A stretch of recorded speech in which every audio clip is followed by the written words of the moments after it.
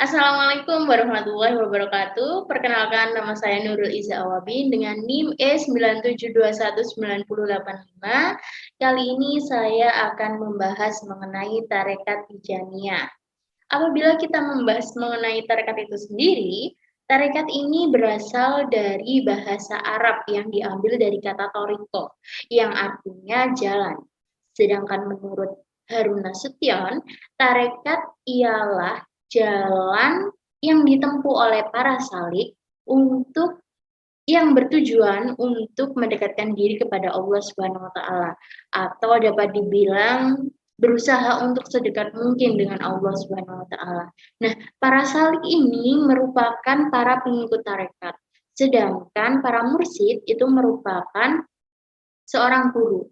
Nah, untuk pembahasan kali ini kita akan membahas 4 hal di dalam tarekat Tijaniyah. Yang pertama yakni tentang latar belakang tarekat Tijaniyah, yang kedua mengenai Syekh Ahmad bin Muhammad Al-Hasani, yang mana beliau merupakan seseorang yang berperan sangat penting dalam tarekat Tijaniyah. Lalu yang ketiga ada ide utama tarekat Tijaniyah, yang keempat ada ajaran tarekat Tijaniyah, yang mana ajaran ini berisikan tentang amalan-amalan yang dilakukan oleh para pengikut tarekat Tijaniyah.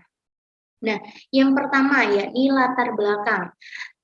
Tarekat Al-Tijaniyah adalah tarekat yang dikembangkan oleh Syekh Ahmad bin Muhammad yang mengambil dari nama kaumnya. Tarekat ini juga masyhur dengan nama Tarekat Al-Muhammadiyah. Tarekat ini diterima langsung dari Rasulullah Shallallahu Alaihi Wasallam dalam keadaan terjaga, jadi bukan tertidur tapi terjaga. Nah, tarekat ini juga dikenal sebagai tarekat syukur. Tarekat Tijaniyah masuk ke dalam Indonesia itu seiring dengan masuknya Islam dan berkembangnya Islam di Indonesia, yakni sekitar abad ke-7 dengan motivasi perdagangan dan pada abad ke-13 dengan motivasi dakwah Islam. Nah, menurut Kiai Haji Adang, proses masuknya tarekat Tijaniyah ini ke dalam Indonesia itu melalui 3 jalur.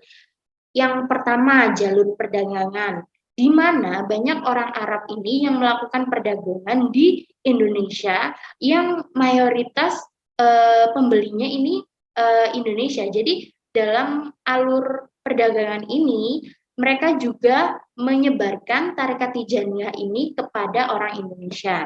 Nah, yang kedua jalur pendidikan, di mana orang Indonesia ini melakukan pendidikan atau menempuh pendidikan di Timur Tengah, yang mana nanti mereka di sana itu belajar mengenai tarekat Tijaniyah, lalu saat mereka lulus dan kembali ke Indonesia, mereka itu menyebarkan tarekat Tijaniyah kepada orang-orang sekitar atau masyarakat Indonesia.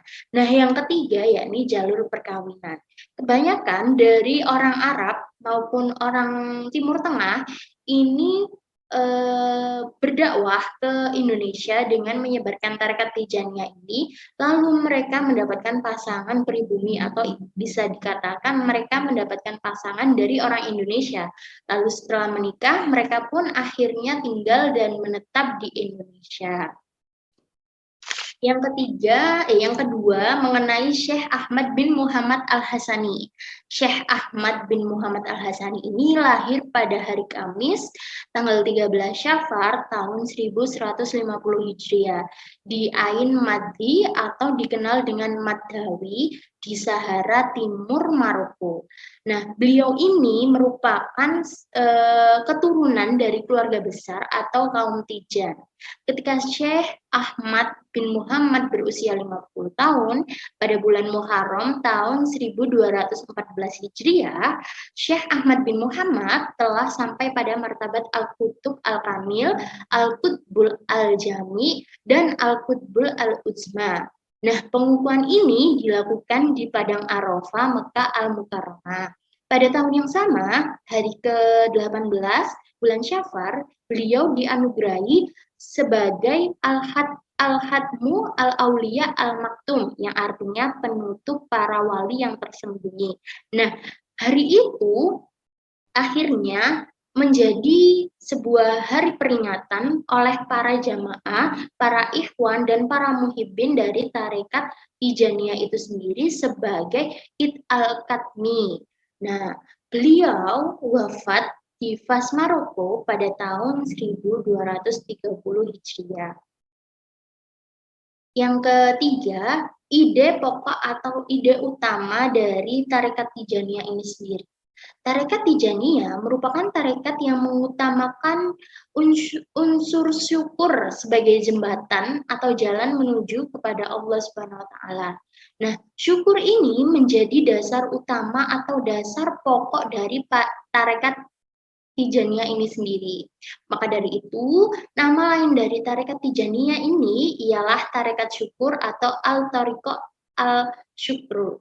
Syahid Arabi bin Sa'ih pernah berkata, tujuan tarbiyah dalam tarekat Tijaniyah ini adalah untuk mengencangkan nafsu dan mempereratnya tanpa harus berkolot atau menyepi dan tanpa menghindari dari manusia ataupun masyarakat dan lain sebagainya. Nah, proses ini seperti mengingatkan bahwasannya tarekat Tijaniyah ini sejalan dengan cara-cara yang telah ditempuh oleh orang-orang saleh generasi pertama. Nah, metode yang digunakan di sini masih sama atau bisa dikatakan original dari yang telah lalu.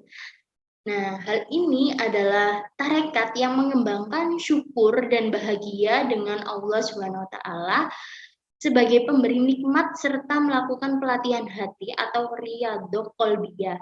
Dalam Al-Zahab Al-Ibris fi Manaqib Sayyidi Abdi Al-Aziz menerangkan bahwa tarekat syukur adalah tarekat yang berasal dari sumber aslinya. Pola seperti ini ada dalam hati para nabi, para sahabat, dan orang-orang suci lainnya, yakni metode ibadah dengan memurnikan penghambaan atau bisa dikatakan dengan ubudiyah dan melepaskan semuanya tanpa pamrih. Secara bersamaan juga mengakui adanya kelemahan dan keteledoran serta ketidakmampuan dalam memenuhi hak ketuhanan atau bisa dikatakan dengan rububiyah. Nah, ajaran dalam tarekat Tijaniyah ini terdapat 3 pokok bacaan yang diamalkan atau biasa disebut dengan amalan wirid yang dibaca secara rutin. Nah, untuk ajaran tarekat Tijaniyah itu sendiri ada 3 zikir, yakni zikir lazimah, zikir hailala, dan zikir wadifah. Nah, zikir lazimah ini merupakan zikir wajib yang mana zikir ini harus dilaksanakan oleh semua para pengikut tarekat Tijaniyah. Nah, zikir lazimah ini dilakukan dalam 2 kali dalam semalam sehari semalam. Nah, wirid lazimah ini sendiri terdiri dari 3 zikir, yakni istighfar, sholawat, dan kalimat thayyibah atau kalimat tauhid. Zikir lazimah ini dikatakan sebagai zikir wajib dikarenakan zikir ini merupakan sebuah pegangan atau pedoman bagi para pengikut tarekat Tijaniyah. Jadi ibaratnya semua orang yang sudah masuk dalam tarekat Tijaniyah ini harus dan diwajibkan untuk melakukan zikir lazimah ini. Dan apabila dalam kesehariannya itu ada yang terlewatkan untuk zikir lazimah ini, maka mereka harus mengkodoknya di lain hari. Lalu untuk zikir yang kedua yakni zikir hailalah. Zikir hailalah ini dilakukan secara berjamaah setiap Jumat sore. Apabila nih, misal ada seseorang yang melakukan zikir hailala itu secara sendirian, maka syarat tarekat yang tidak bisa dibatasi dengan jumlah hitungan itu pun terjadi. Maksudnya gini, kayak kan tadi harus berjamaah, berarti kan hitungannya tuh berapa banyak orang yang ikut dalam jamaah itu. Nah, karena dia sendirian, maka hal itu tidak tidak terhitung. Tapi terhitungnya itu berapa lama dia berzikir secara sendirian itu. Nah, minimalnya itu 1 jam. Kalau bisa itu mendekati lamanya itu mendekati matahari itu mulai hilang, mulai menjelang matahari terbenam. Nah, kalau misalnya tidak bisa dihitung dengan jam, berarti bisa juga dihitung dengan berapa banyak dia berzikir. Minimal itu 1000 kali ditambah 600 kali. Nah, untuk dzikir yang terakhir yakni dzikir wazifah.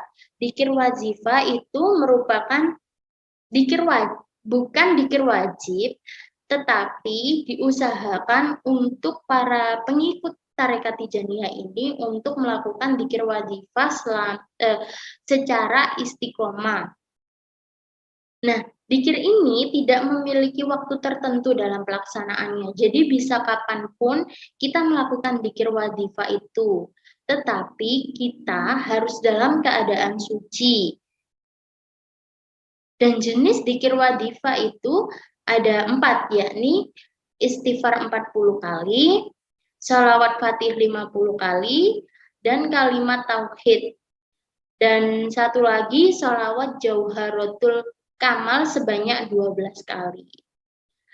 Sekian presentasi dari saya. Mohon maaf apabila ada salah-salah kata. Wassalamualaikum warahmatullahi wabarakatuh.